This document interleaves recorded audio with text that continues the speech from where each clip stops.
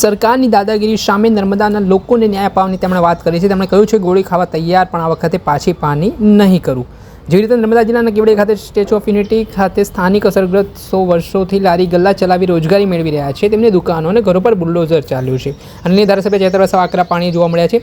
આજે તેઓએ પીડિતોની મુલાકાત લીધી હતી અને આ દરમિયાન તેઓએ જણાવ્યું છે કે હજી અમે બંધારણમાં માનીએ છીએ, બીજી બાજુ અમારા લોકોને પોલીસ દંડાથી ડરાવવામાં આવી રહ્યા છે, પરંતુ અમે કહેવા માંગીએ છીએ કે જો સરકાર ગોળીઓ મારવા માંગતી હોય તો પણ અમે ગોળીઓ ખાવા તૈયાર છીએ। અમારી માતા બહેન દીકરીઓની આંતળે તમે રડાવી છે તો આ મુદ્દાને અમે છોડીશું નહીં। અમે કાયદાકીય રીતે પણ લડીશું અને રોડ ઉપર પણ ઉતરીશું। લોકોના ભોગે આ ડેમ બન્યો છે, જેમાં આપણી જમીનો ગઈ છે, એનું પાણી આખા ગુજરાતમાં જાય છે, પરંતુ આપણને વળતર મળતું નથી, પાણી મળતું નથી, જમીન મળતી નથી, નોકરી મળતી નથી। તે અલગ અલગ મુદ્દાઓને લઈને ચૈતર વસાવાએ પહેલા શું પ્રહાર કર્યા છે તે સાંભળી લો। આટલું બધું અહીંયા થઈ ગયેલું છે એટલે હજુ પણ દબાયેલા અને ગભરાયેલા અવાજ નહીં કાઢો, બરાબર છે। આટલું બોલવામાં તમારે અહીંયા પેલા સરદાર પટેલ જ નહીં સાંભળે તો પેલા સીઓ ને તો આજુ જવાનું છે। કોઈએ ગભરાવાનું નથી, કોઈએ ડરવાનું બી નથી, બરાબર।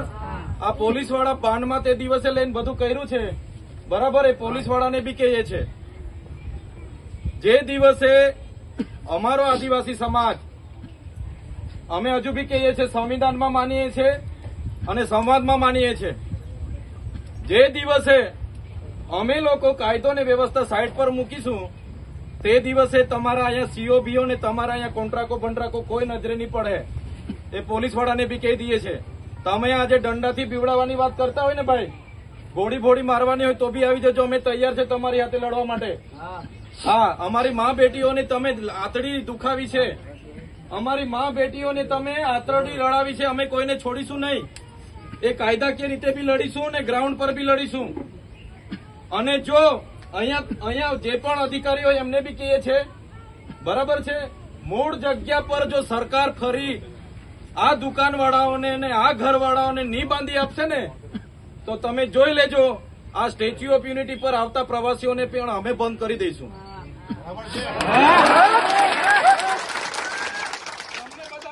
ભાઈ દુઃખની વાત છે, તાળીઓ તમારી તાળીઓ સાંભળવા હું નથી આવ્યો આટલે દૂરથી, બરાબર છે। એટલે તાળીઓને હોહા કરવા માટે, બરાબર, અહીંયા શોબાજી કરવા માટે અમે નથી આવ્યા, એટલે શાંતિથી સાંભળો। જો આ લોકો તમારા ઝૂંપડા અહીંયા નહીં બાંધશે ને તો તમે તૈયાર થઈ જાઓ। આપણા ભોગે ડેમ બન્યો છે, આપણી જમીનો ગયેલી છે, બરાબર। આપણા બાપ દાદાઓ અહીંયા મરીને ગુજરી ગયા, એ પાણી આખા ગુજરાતમાં જાય છે। આપણને નથી વળતર મળ્યું, નથી પાણી મળ્યું, નથી ઘર મળ્યું, નથી જમીન મળી, નથી નોકરી મળી। એટલે આ સરકાર જો આવી રીતના દાદાગીરી કરીને જો તમને અહીંયા ખદેડવાની વાત કરતી હોય ને, એ નર્મદા કેનાલ બંધ કરાવી દઈશું। નર્મદા કેનાલ બંધ કરાવવું છે કે નથી કરાવવું? કરાવી દઈશું તો એમને ખબર પડશે।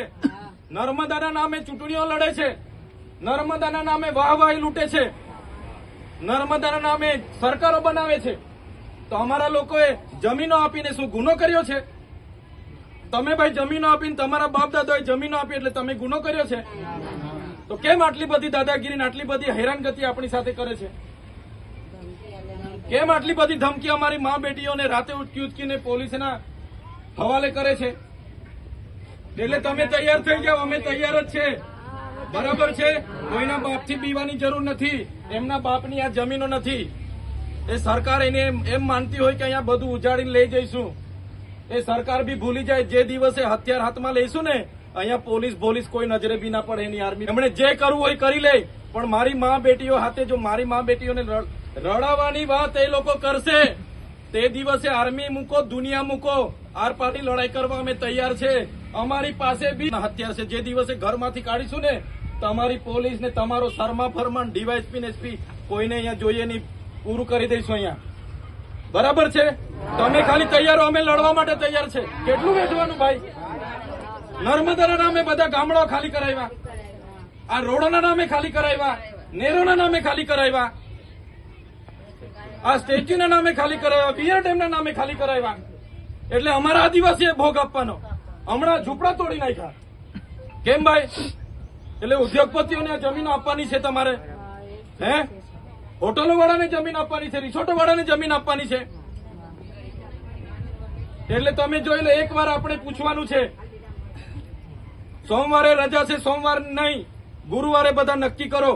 આખા ગુજરાત, મહારાષ્ટ્ર, મધ્યપ્રદેશ ને રાજસ્થાનના સંગઠનો જે પણ પક્ષ પાર્ટીના આગેવાનો, ધારાસભ્ય, સાંસદોને તમારા વતી બધાને જાણ કરો અને બધાને કહો અહીંયા આવે, હાજર રહે. સ્ટેચ્યુ ઓફ યુનિટીના નામે તે વખતે બધા રથ લઈને ગામડે ફરતા હતા. સ્થાનિક લોકોને રોજગારી આપીશું, રોજગારી આપીશું. કાં ગયા ધારાસભ્ય, કાં ગયા સાંસદ? આજે મા બેટીઓને અહીંયા રાતે આ નક્સલવાદીઓની જેમ અહીંયા કોર્ડન કરીને ઉચકી જાય છે. આ મારા દાદા લોકોને, બહુ વર્ષના લોકોને અહીંયા ધમકી આપે છે. કાં ગયા સાંસદ, કાં ગયા ધારાસભ્ય? એટલે આ લોકોને પૂછી લો, એકવાર કહી દો. ગુરુવારના કાર્યક્રમમાં કાયદો અને વ્યવસ્થામાં માનીએ છીએ હજુ બી, એટલે એકવાર પરવાનગી માંગી જો અહીંયા એસડીએમ ને. પરવાનગી આપે તો ઠીક, પરવાનગી નહીં આપશે તો બી ગુરુવારે હજારોની સંખ્યામાં અમે અહીંયા આવી રહેલા છે. તૈયાર છો ને બધા? ગુરુવારે આવી રહેલા છે. અમે એક આવેદન આપીશું, અલ્ટિમેટમ આપીશું 10 કે 15 દિવસનું. પછી બીજો સરકાર આપણા લોકોના ઝૂંપડા અહીંયા બનાવી નહીં આપે, પછી જ સરકાર જે નુકસાન કરી એનું વળતર નહીં આપે, તો આ સ્ટેચ્યુની બસો, રિક્ષાઓ અને આ સ્ટેચ્યુ ઓફ યુનિટીની તમામ હોટલો મોટલો એ 15 દિવસ પછી બંધ થશે. લખી રાખજો. અમે આવીશું. બરાબર છે? નેર પર ઉતરવું પડશે, નેરમાં કૂદવું પડશે. અમે નેરમાં કૂદીશું, પણ નેર બી બંધ કરાવીશું. નેરના ગેટ પરથી કૂદવા અમે તૈયાર છે. પણ જો તમને ન્યાય નહીં મળશે, નર્મદાની મુખ્ય કેનાલ બંધ કરીશું અમે 15 દિવસ પછી. લખી રાખજો. એ પ્રશાસન, કલેક્ટર હોય, સીઓ હોય, એનો એમડી હોય, કોઈ બી લોર્ડ કર્નલ, લોર્ડ કરજનની જેમ અહીંયા ઓર્ડર આપતા હોય ને અધિકારીઓ, તો એ લોકોને બી કહી દેજો અમે બી બિરસા મુંડાને ભગતસિંહ બનવા માટે તૈયાર છે.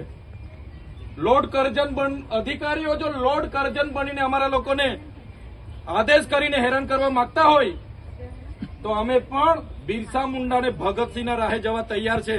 જે દિવસે અમારા લોકોના હાથમાં હથિયાર અમે ઉઠાવી લઈશું ને, તમારા અહીંયા સ્ટેચ્યુ ઓફ યુનિટી, તમારા આ બધા પ્રોજેક્ટો બધા રખડી જાય. 150મી જન્મ જયંતિ સરદાર પટેલ સાહેબની છે, એનું માન રાખીએ છીએ. અગર અમારા લોકોને ન્યાય નહીં મળે, 31મી ઓક્ટોબર સરદાર પટેલ સાહેબની જન્મ જયંતિ વડાપ્રધાનને અહીંયા અમે કરવા નહીં દઈએ. એને આર્મી લગાડવી હોય તો લગાડી દે. વડાપ્રધાનનો કાર્યક્રમ અહીંયા અમે નહીં થવા દઈએ જો તમને ન્યાય નહીં મળે તો. તૈયાર છો? તૈયાર છો? અમારા નર્મદાના વિસ્થાપિતોને વળતર જોઈએ, પહેલી વાત. બીજી વાત, અમારા આદિવાસીઓને નર્મદાનું પાણી જોઈએ. ત્રીજી વાત, જેટલા લોકોને અહીંયા જમીનો છીનવી લીધી છે, બુલડોઝરો ચલાવેલા છે, એ લોકોને અહીંયા ફરી સ્થાપિત કરવામાં આવે. મૂળ જગ્યા પર દુકાનો, મૂળ જગ્યા પર એમના ઘરો બનાવવામાં આવે. નહીં તો પછી આવનારા દિવસોમાં અમે તૈયાર છે. અમને રાજનીતિ સાથે પડી નથી, અમે સમાજનીતિ કરવા તૈયાર છે. આવનારા દિવસોમાં ધારાસભ્ય રહે કે નહીં રહે, પણ કેવાડિયા લોકોને કહેવા માંગુ છું, પહેલી ગોળી અમે ખાઈશું. પણ સરકારને કહેવા માંગીએ છીએ, જો અમારી મા બેટીઓ સાથે આવી રીતના અન્યાય કરશો, અમે ગોળી ખાવા બી તૈયાર છે, પણ સરકાર સામે લડી લેવાના મૂડમાં છે. અમે કોઈ સંજોગોમાં નથી ચલાવી માંગતા અમે. અને સરકાર આવી રીતના અમારા લોકોને વારે ઘડી અન્યાય કરશે. પોલીસ અધિકારીઓ બી હોય, સાંભળી લેજો. તમારા આઈબી, તમારી એલઆઈબી, તમારી સેન્ટ્રલ લોકોને બી ખબર પહોંચાડી દેજો. અમે તમને બસ આ ગુરુવારે પરવાનગી માંગીને એક નિવેદન આપવા માંગીએ છીએ. 15 દિવસનું અલ્ટિમેટમ આપીશું. જેટલા લોકોની જમીનો અહીંયા તમે સંપાદિત કરી છે એને વળતર મળી જવું જોઈએ. જેટલા લોકોની જમીનો અહીંયા છીનવાઈ છે એને પરત મળી જવી જોઈએ. નર્મદાનું પાણી મળી જવું જોઈએ આ વિસ્તારમાં. અને આ વિસ્તારમાં જે પણ અમારા રોજગારી કરનારા યુવાનો છે એમને ન્યાય મળવો જોઈએ. અસરગ્રસ્તોને ન્યાય મળવો જોઈએ. અગર 15 દિવસમાં નથી થતું, અમે દરરોજ અહીંયા આવીને હજારોની સંખ્યામાં હડતાલ પર રહી રહીશું. દરરોજ સ્ટેચ્યુ ઓફ યુનિટી પર અમે હજારોની સંખ્યામાં બેસીશું. દરરોજ અહીંયા ધરણા રહેશે, દરરોજ ઉપવાસ રહેશે. અમારે 1 વર્ષ બેસવું પડે, ઓક્ટોબર સુધી બેસવું પડે તો અમે બેસીશું. પણ આ વખતે અમે પાછી પાની કરવા તૈયાર નથી. પરવાનગી તે દિવસે મળી જશે તો બધું શાંતિથી થશે. અને પરવાનગી નહીં મળે તો તમારી આઈપીસી જેટલી કલમો અમારી પર લગાડવાની હોય લગાડી દેજો. અમે આવવાના છે, કાર્યક્રમ અહીંયા થવાનો છે. તૈયાર છો બધા? આ છેલ્લી લડાઈ છે. ક્યાં સુધી તમે બિસ્તરા પોટલા લઈને ફરવાના છો? ક્યાં સુધી બૈરી પોયરાને લઈને તમે અહીંથી રખડવાના છો? ભાઈ આપણે જ બેઠવાનું છે દેશના વિકાસમાં. આપણે જ બેઠવાનું છે દેશના વિકાસમાં. જ્યારે ભોગ લેવાનો આપણે, એટલે હવે હું ચલાવવા માંગવાનો નથી.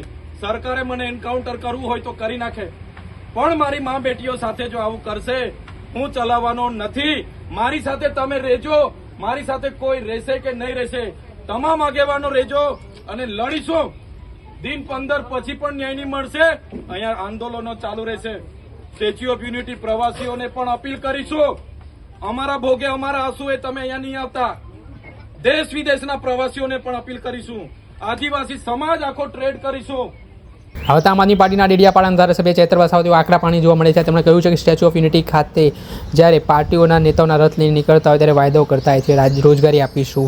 મારો સવાલ છે કે આ લોકો હાલ ક્યાં છે? આવતા ગુરુવારે મુદ્દે આપણે એક મોટો કાર્યક્રમ યોજવાનો છે, જેમાં તેમણે તમામ નેતાઓના આગેવાનોને પણ બોલાવવાના છે. કાયદો અને વ્યવસ્થામાં રહીને આ કાર્યક્રમ થવાનું છે અને તેમણે એવું પણ અલ્ટિમેટમ કહ્યું છે કે જો અમારી માંગો સંતોષવામાં નહીં આવે તો આગામી દિવસોમાં વડાપ્રધાન નરેન્દ્ર મોદી સરદાર વલ્લભભાઈ પટેલની 150મી જન્મ જયંતિમાં સ્ટેચ્યુ ઓફ યુનિટી ખાતે આવશે તો તેમના કાર્યક્રમો પણ અટકાવીશું. દર્શક મિત્રો, એન કવરેજ ન્યૂઝને આપ લાઇક કરી લો, સબસ્ક્રાઇબ કરી લો અને શેર કરવાનું ભૂલતા નહીં.